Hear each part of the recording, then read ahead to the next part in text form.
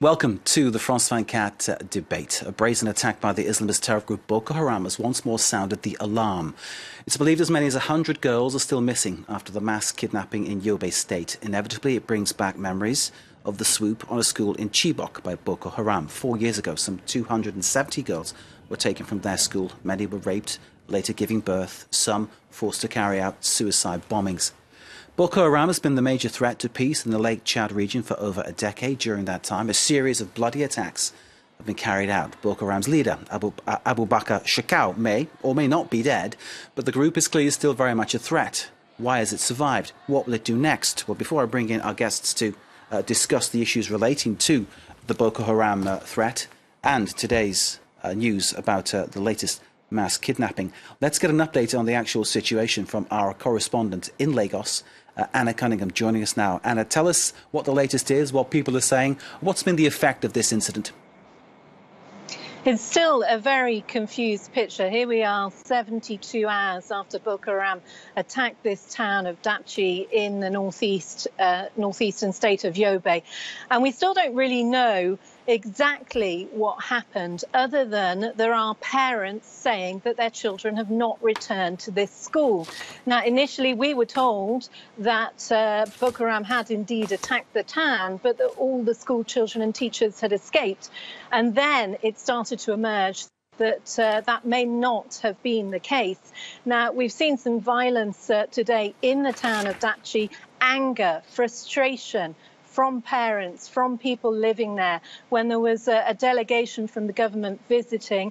Yesterday, very late last night, there was a statement issued by the Yobe state government saying that there had indeed been a rescue of a number of girls. And then today, that was retracted, and the state governor said there had not been any rescue. The information minister, Lai Mohammed, from the government said that they cannot say X number of girls have been abducted. What they can say is that a number have not returned home. So there is no clarification at the moment, but there is a feeling of a lot of anger, frustration from people in that area of northeastern Nigeria who have witnessed Boko Haram attacks over the past number of years. Remember, the insurgency has been around since 2009. But as you said, there is a very real worry that this particular attack this week does echo that of the Chibok schoolgirls attack nearly 4 years ago in 2014. Anna Cunningham, our correspondent in Lagos, thank you very much indeed for bringing us up to date. Anna, of course, will keep across all developments for you and bring us everything as it happens. Anna, thank you very much indeed. Well, let's introduce our guests for this debate. In the studio, we have Douglas Yates, Professor of Political Science at the American Graduate School. Douglas, great to see you. Thank you very much for joining us. Joining us by Skype from Abuja, Florence Ozo, who is chairperson of hashtag Bring Back Our Girls movement. Florence, thank you for being with us. We'll be bringing you in very shortly. Thank you for joining us all the way there from Abuja. And by satellite from Berlin, Jan Saint-Pierre, CEO of the counter-terror consultancy Modern Security Group, MOSCON. Jan, thank you very much for joining us. The situation then, as we see it, looks like Boko Haram, again, such an ever-present threat, it seems, in Nigeria. Let's start with Florence, bring her in from Abuja. Florence, thank you for being with us. Florence Ozo, chairperson of Bring Back Our Girls. When you heard what had happened, I imagine this brought back many memories for you and many memories for the people around you.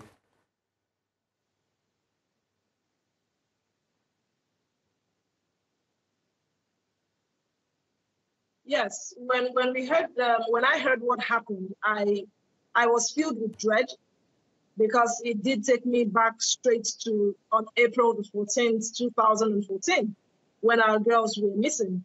And it just seemed like it's continued to play out, like we're back in 2014 when we could not account for girls who had gone to school in Chibok.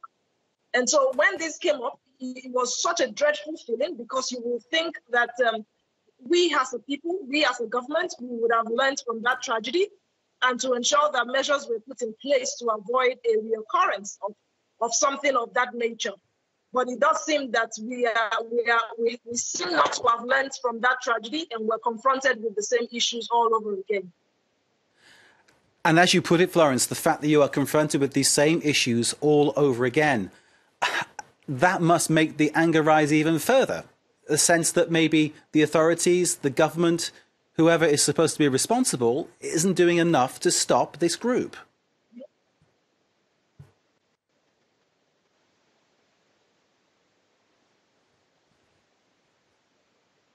The thing with tragedy is oftentimes you really cannot avoid them, you can't stop them from happening. What you will do as a progressive and proactive government is to ensure that you put in measures that would enable a reoccurrence to be impossible.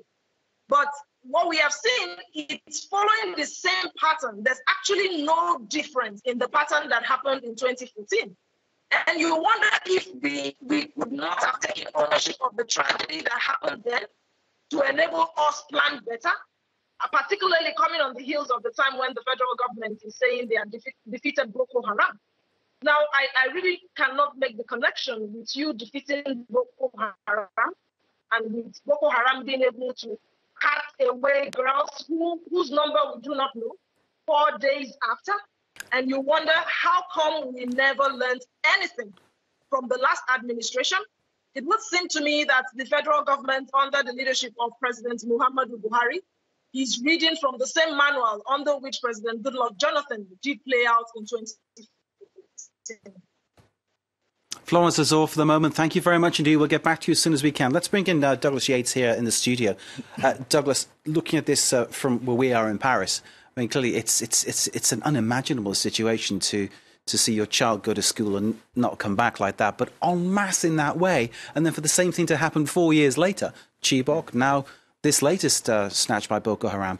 It's an horrific situation. It is, and I think we're right to attribute this activity to Boko Haram. Although the messages coming out momentarily are unclear, I think it's very clearly Boko Haram because it's exactly the modus operandi. As she was saying, it's exactly what happened before. So it's their signature crime. Like when in Afghanistan the Taliban destroyed the statues of Bamiyan, or like when Akim destroyed the Timbuktu mosques. The idea is precisely to shock world opinion. So this is part of a strategic negotiation that this organism is using to get better negotiation terms with the federal government. They've traded some of the Chibok girls for money and possibly amnesty, possibly release of prisoners. We don't have all the details because there's not much transparency, but we know a deal was struck with Boko Haram to release Chibok girls for electoral purposes. Now Nigeria is coming up to election time, and it looks like once again Boko Haram is capturing busloads of girls to strategically negotiate more advantages, perhaps millions of dollars, which will feed into the cycle. It's a successful modus operandi. Like in the Niger Delta, the hijacking of oil workers is a successful strategy. It generates money, it gets attention, and it forces the government to negotiate. Douglas, thank you. We'll bring you back in a second. Jan St-Pierre in Berlin, from the counter-terror element on this one, clearly battling Boko Haram has been a massive issue. Nigeria needing help from surrounding states in that Lake Chad region to try to break into and suppress this group. And clearly there has been some success in that, but not a total success by any stretch of the imagination. Let's not mince words here. It's a failure. This is an insurgency that's been going on, for lack of a better word, but it's terror that's been going on for nearly 10 years. The movement started before that. It's in 2002 there were already incidents, and they always find a way to. Even if they're cleared from the Zambiza forest officially, even if they're cleared out of so-called secure, safeguarded areas, they always find a way to really come back. And they're not even close to being decimated. Any declaration of this type is false. It's wrong. It conveys the wrong message as well. And so in this case, it has a lot. It's able to. Boko Haram is in a position to sustain itself because it has access to resources. Because the kidnapping kidnappings are not only about negotiations, they're about workforce, for lack of a better word. They're about kidnapping children. They're about integrating them, just as the LRA did years ago, into their fighting force. They're also attractive in many areas of Nigeria. Boko Haram is very often the lesser of two evils. So in this sense, fighting, the counterterrorism strategy for Nigeria, which has relied about 95% on the military, is wrong. It hasn't proved successful, and it's great time now that they actually learn to become more versatile and learn to fight on various fronts. And what I mean by fighting is not just with the military and the police, but also use their social structures and their civilians, integrate them in the security concept that would help at least mitigate the threat of Boko Haram. Yeah, can I pick you up on something? How can Boko Haram be the lesser of two evils? Please explain. Well, the Nigerian army, to begin with, has a horrendous reputation for human rights abuses, and I'm not just talking about what the reports from Amnesty International or Human Rights Watch have been saying, but within the Nigerian population itself, where we have an office in Lagos. I'm regularly in Nigeria. We go around the country. People fear very often the army a lot more than they do some of the vigilante groups, some of the militants in the Delta, and Boko Haram. And so in this case, Boko Haram in some cases comes in and provides a certain degree of security, whether it be income, infrastructure, that creates a situation where people realize, well, even if it's not the best situation, what Boko Haram provides in certain areas is better than what the government and the army provides. So that long history of abusive power, of terror from the army goes back way over 50 years with the Biafra War. That long history creates really a sentiment where the very little credibility that the army has is often outweighed by some of the things that Boko Haram can offer. Jan Sambia, thank you. Bear with us. We'll come back to you very shortly. Let's bring in by Skype from Abuja, Johannes Toby Wodjola, who has just joined us, a member of the Nigerian president's media team. Johannes, I hope you can hear us. We can see you, sir. I can hear you. We can see you, sir. Thank you. There's been criticism of the way the government's handling things. There's been criticism of the army. But I would like you to start, if you can, by telling us the latest about the situation and explaining about why there's been this confusion about what actually has happened, about whether there's been a rescue or not. Well, information on this is still very sketchy, and we don't want to have a situation where communication errors from the past are made. And so until there's something certain, the army is on ground. One of the things that we have seen is a swift response from the government, from the military, the Air Force. They are all on ground, and there's a search party by the army currently, in the area, the surrounding areas where the girls were allegedly said to have fled into. So right now, the events are still sketchy. The facts themselves are still sketchy. We're having multiple communications from the state governor and also from his commissioner and also from people on the ground, the eyewitnesses. But the main thing is to make sure that the girls are brought back. And that is the priority of the government, the Nigerian army right now, and the entire military. So rescue or not? It's indeed, it's a rescue. It's everything. But you've not actually got any girls back at this stage.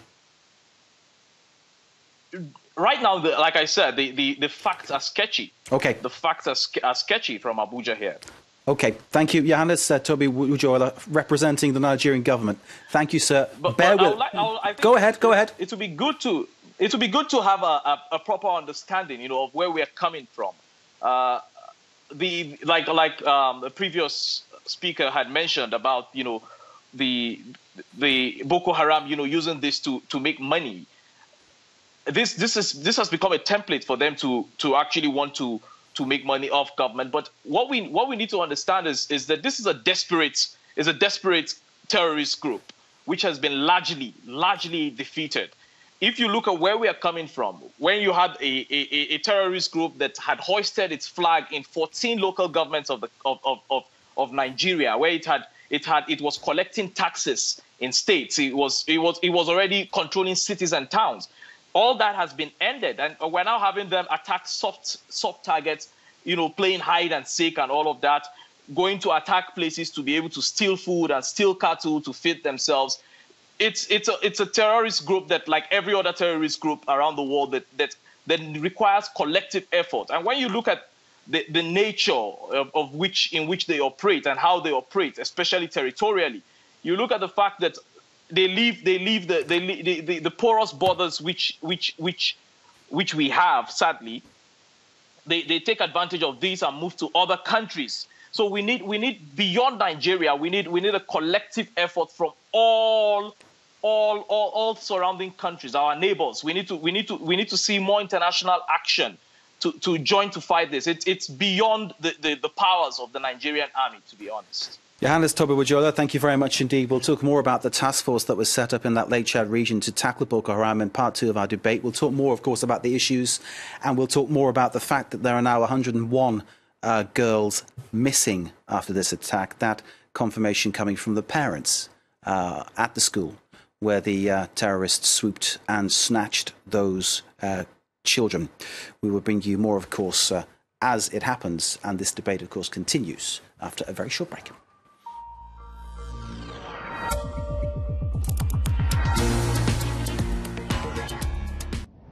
Hi, I'm Natalie Savarikas, and you'll usually find me in news reporting on Greece's enduring financial turmoil and protests, but also the refugee emergency here on France 24. Natalie Savarikas, one of the 160 France 24 correspondents around the world.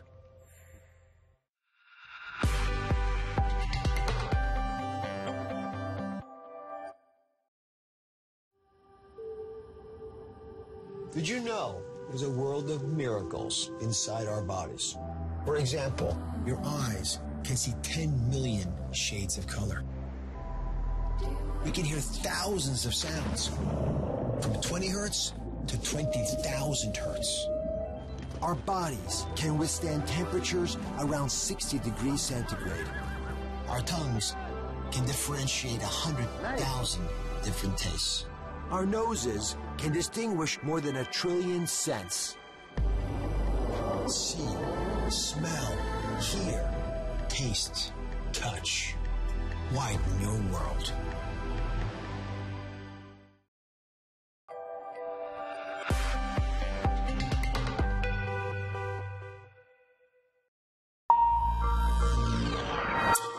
Welcome back to Live from Paris. I'm Mark Owen. These are the headlines. The UN's calling for a truce in eastern Ghouta. 5 days of bombardment by Assad's forces and the Russians have killed, slaughtered hundreds. Hospitals also have been flattened.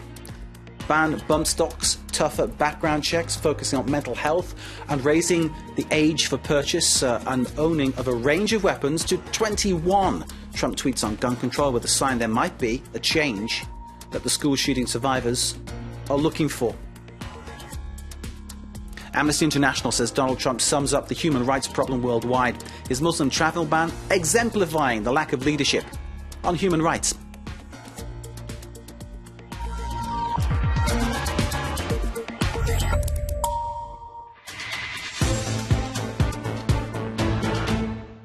Welcome back to the France 24 debate. The threat of Boko Haram in the wake of the latest brazen attack. At least 100 schoolgirls are missing after the Islamist terror group struck at a school in Yobe State. Some were rescued by the Nigerian army. It was reported, but now there's a question mark about that. Parents facing an ordeal waiting for news. This, of course, all too similar to the Chibok kidnappings. 270 girls snatched 4 years ago, many still not home. Let's reintroduce our guests for this debate. Douglas Yates is from the American Graduate School here, Professor of Political Science, expert on the African region. Thank you, Douglas, for being with us. Joining us by Skype from Abuja, Florence Ozor, Chairperson of the Bring Back Our Girls movement. We heard from you, Florence, earlier. We're coming back to you very shortly to get a further reaction from you to what we just heard in part one. By Skype from Abuja to different part of the city, of course, Johannes Toby-Wajola, who's a member of the Nigerian president's media team. Johannes, thank you, sir, for being with us. And by satellite from Berlin, last but certainly not least, Jan Saint-Pierre, who's CEO of the counter-terrorism consultancy Modern Security Consulting Group, or MOSCON. Jan, thanks for being with us. Let's bring back in Florence Ozor from Bring Back Our Girls. Florence, who do you blame for the situation? You've been very critical so far of the government. Would you lay the blame at the president's door, Mr. Buhari?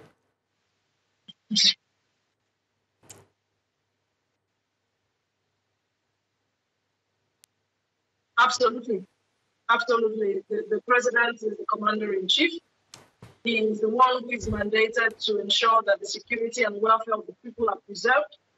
It is his constitutional duty. And if you heard what Yobe said, he said they still have sketchy information at the moment, which is true. You would wonder how 72 hours after, you are still having sketchy information about girls who are in school. We're not talking random people. We're talking girls in a school. We do not know the number of girls. We do not know their names. We do not know if they are found, if they've been found, or they are even missing. We do not know.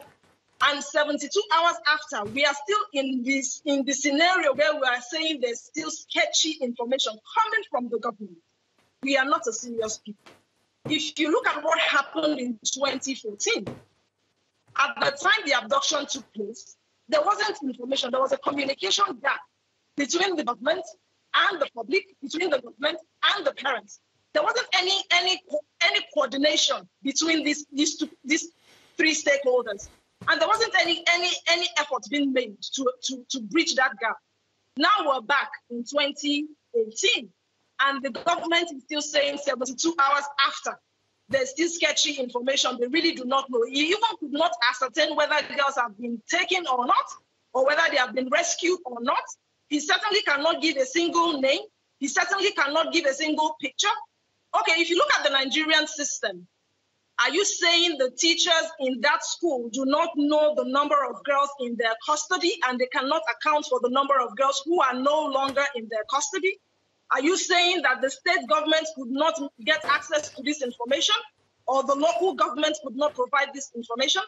Where there is an error in the action from the government should do what is right by itself and own up to that error and quickly get onto the path of making remedies for such error. Florence, thank you very much indeed. Let me stop you there, Florence. Let me bring in Johannes Toby Wujola to answer some of your questions.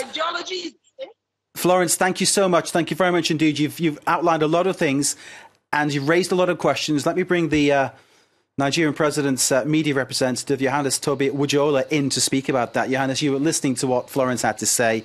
Clearly, she's blaming your boss for what's gone on.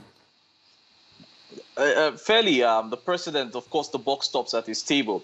But one thing is important. We must not make mistakes. We must tread with caution in this very delicate situation.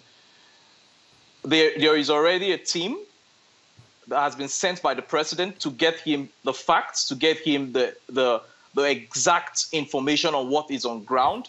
The Minister of Defense has been asked, has left today to Yobe State. Also, the Minister of Information, also the Minister of Interior. So the president is not sleeping on this. Neither is he letting this just be a very easy thing, or taking it serious as being painted. It's a very serious issue.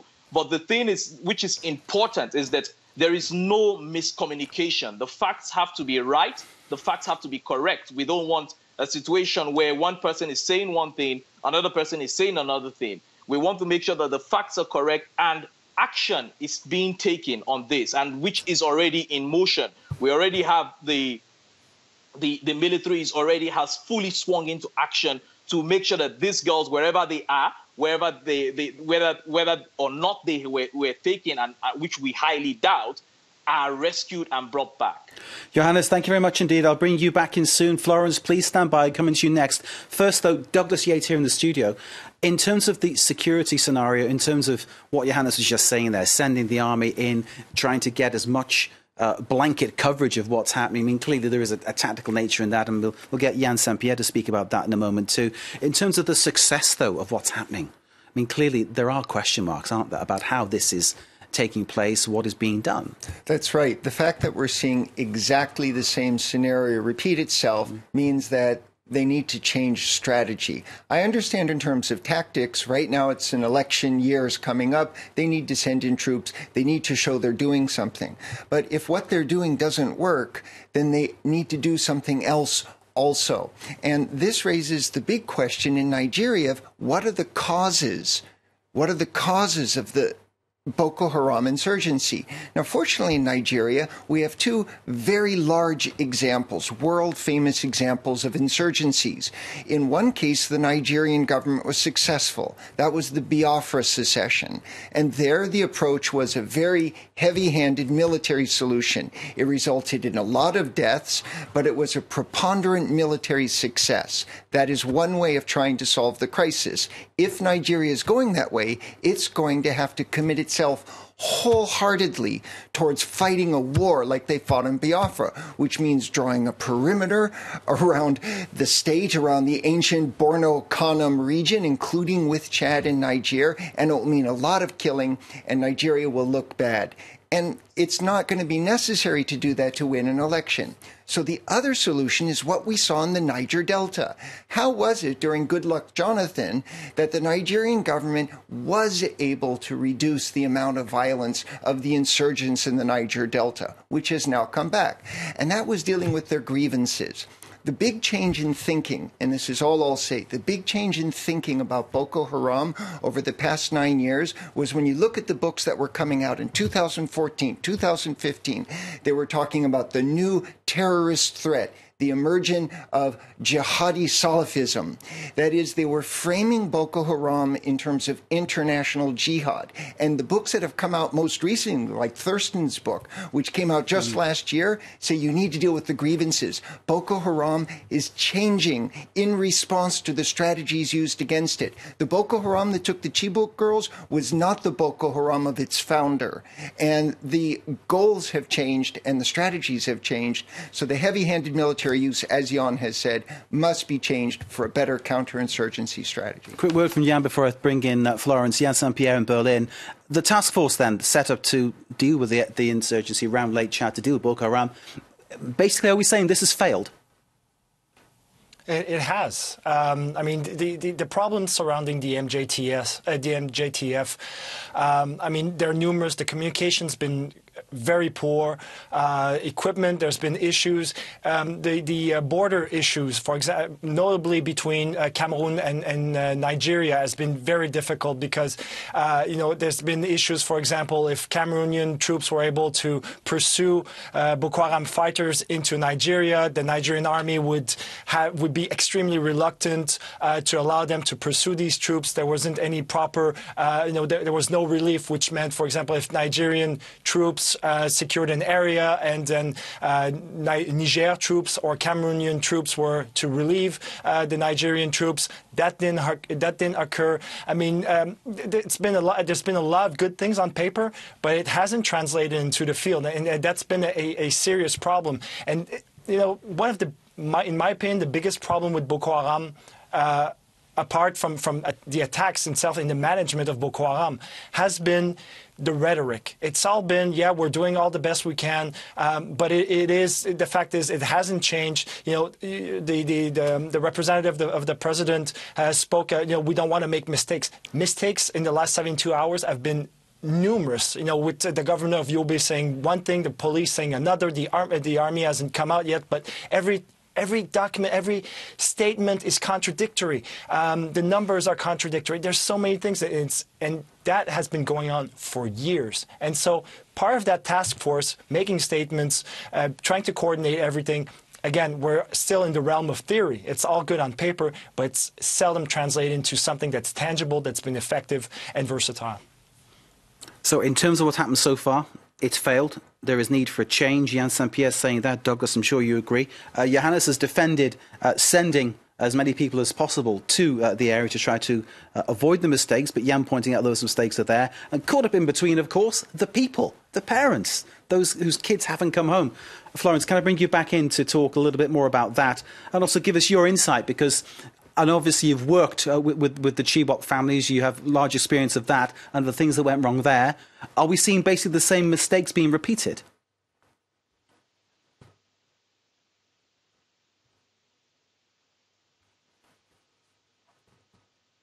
Yes.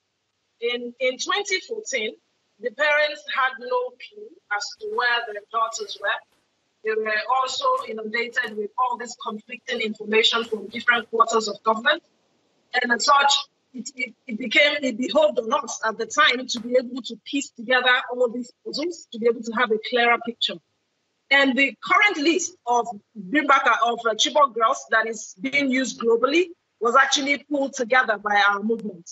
We got in touch through the Chibok community in Abuja to be able to know whose parents and whose child, were missing, and we had a detailed list, which is currently still being used. Now, in this situation, we are trying to get people down there to verify what is really going on, because we know definitely we're still going to start having calls for cries, to help them get their daughters back. The tragedy of it is it would have been somewhat of a lesser tragedy if the situation and the reaction to this incident was different. But of course, it is not. The same communication gap that resulted in the Chibok abduction, the same communication gap resulted in the Lassa women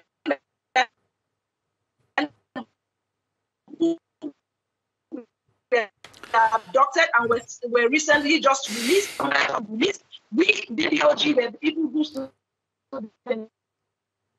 We appear to be losing our link to Florence Azor. I am very sad to say. We will try to re-establish that link because Florence has many good things to say on this issue. Of course, we're looking at the latest Boko Haram swoop. Some 101 girls, according to the parents at their school, missing. They're waiting for news as to where their children are. Dr. Shades, I'll bring you in to talk about this. You were saying earlier about Boko Haram changing, the nature of it changing in terms of what it is. Yeah. So therefore, the Nigerian government's approach to it, and we'll get Johannes to talk about this in a second, needs to change too. That's right. Is this an issue?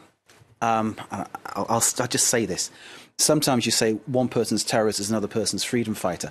There's not an issue like that going on, surely, because these people have shown themselves to be bloodthirsty terrorists who basically are out for their own wicked ends. Well, okay, so the term terrorist indicates that you have kind of a being, an entity that's a terrorist. But what we saw, say, with the ANC in South Africa was that terrorism is not a kind of organism, it's a kind of activity. And an organism can abandon an activity or continue it. So what happened with Boko Haram, and I can't give the long story, was it was founded by a man, Mohammed Yusuf, who was a Salafist, who wanted basically a very conservative kind of Sharia law. And he was educated in Saudi Arabia by Wahhabi scholars. And he came, and he was killed. And with him, his number two man took over. And it's at that point that you get the Chibok girls. It's at that point you get this new kind of terror activity. So if the response had been different, they would have had to been dealing with the difficulty of a northern Nigeria, of a Muslim Nigeria in the north that felt marginalized, that had cultural grievances. That is, what are the grievances of Boko Haram? Once we get past the strategy and the counterinsurgency, there's a major cultural divide. You had a northern Nigeria that was purposefully undereducated by Lord Lugard, that was separated by Nigerian federalism. The thing is, though, I mean, those people, Boko Haram, of whichever phase of Boko Haram it is, they don't represent all the Muslim people in northern Nigeria by any stretch of the imagination, do they? No, and there are other northern regions of Nigeria that don't have Boko Haram. So the hypothesis that it's poverty that creates it, there's other regions in Nigeria that are poor, that they don't have Boko Haram. So the monster, the thing that's stealing the girls, that behavior can change. But the only way you change that behavior is not by continually perpetrating human rights abuses, alienating the local population, but there is now a law enforcement element. So in the Niger Delta, what they did was they paid. They integrated Niger Delta activists into the political structure because the money going to that region, the former Borno region, goes to the governor. And the local governors in Nigeria are famously corrupt. They're money machines in fiscal federalism. So the way they did it in the Niger Delta was by giving money. This might look bad in an election year, but it's the strategy that works. Let's bring in Johannes Toby Wujola to talk a little bit more about that. It seems, Johannes, that you've got two problems. The pressing problem, trying to get these girls back, trying to manage this crisis, trying to get the parents the answers that they need. But also, as we've been discussing, the broader issue of how you cope with and combat Boko Haram and solve the issues probably at the root of the cause of their insurgency. Indeed. The problems are multi-layered, and it's also behoves that even if the war is completely won, there will still be another battle to face, and that is the battle of the socio-economic and socio-cultural and socio-political issues that led to Boko Haram itself.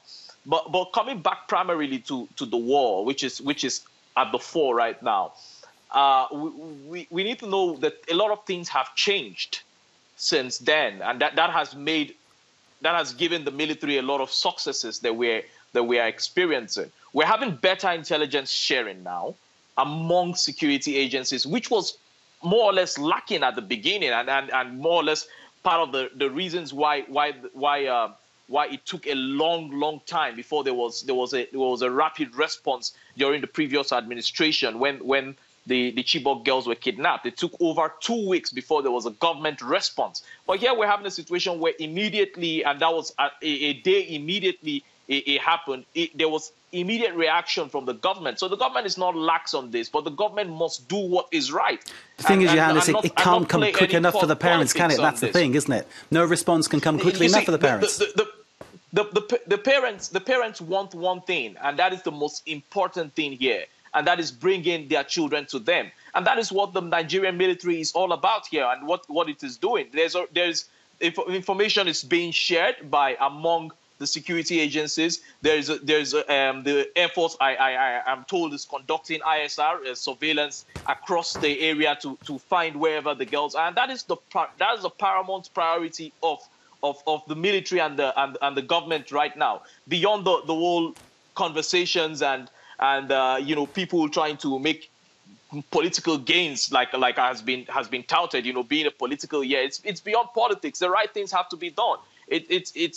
Even if the administration wins the next election, the problems are still there, and we must make sure that we fix the problems. And these are the core issues that bother us. Let's go back to Florence Ozo in Abuja by Skype. Hopefully the Skype re-established. Florence, I can't see you yet. I can see you now. You're looking up. I think you can hear me. Tell us your thoughts, having listened to what you've listened to. What is the overriding feeling you have right now? Yes, I can.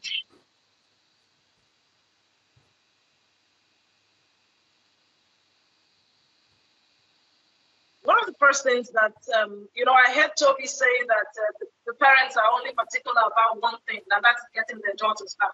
That is true. But in the process of getting their daughters back, they need to be informed as to what is being done. They need to be communicated with. And you really cannot keep them in the dark and say that until you get their daughters back, and then you give them their daughters, and that's fine. Sometimes silence causes a lot more anguish than the actual tragedy. Parents need to be communicated with. The public need to be reassured that the government is on top of this game. You cannot make a comparison between one level of mediocrity to another level of mediocrity. That the last administration took well over 14 days to communicate with, to even admit that girls were taken, does not excuse the ineptitude and incompetence that has been exhibited by 72 hours of no credible information as to what is happening. We really must hold ourselves to a higher standard. That the last administration failed, to a certain measure doesn't mean that your own failure is mild in comparison. The government needs to communicate with the public. They need to communicate with the parents. They need to do everything possible, because now we have lost the first critical 48 hours. We're well into 72 hours and we still have no concrete information as to what is going on. We really cannot be in denial. And you know what? These girls are not interested in politics. The parents are not interested in politics. Nobody cares if it's an election year. They just want their daughters back. That's all that they need. Whatever is going on, whatever the calculations and the political machinery that is being deployed, it's irrelevant to these people. They are poor people who just sent their children to school. No parent should have to choose between security and education for a child. We are aware that the Northeast has been in conflict with Boko Haram. Did it not behoove on the government to ensure that they put security in these schools? Boko Haram was always going to attack schools. That's their modus operandi. They haven't changed. That we did not put adequate security in these schools and Boko Haram was able to carry out this attack again is a failure of government. Florence, thank you very much indeed. Florence Ozo of Bring Back Our Girls, thank you for joining us from Abuja. Thank you to Yohannes Toby Wajiola representing President Muhammadu Buhari. Thank you, sir, for explaining your situation and answering all our questions regarding what's been going on. Thank you to Jan Saint-Pierre joining us from Berlin of Moscon for your analysis about the wider issues there regarding the military challenges against Boko Haram. And thanks to Douglas Shades here in the studio from the American Graduate School, Professor of Political Science and expert on the region. Thanks for your insight, which we always appreciate. That's the debate. Media Watch is next.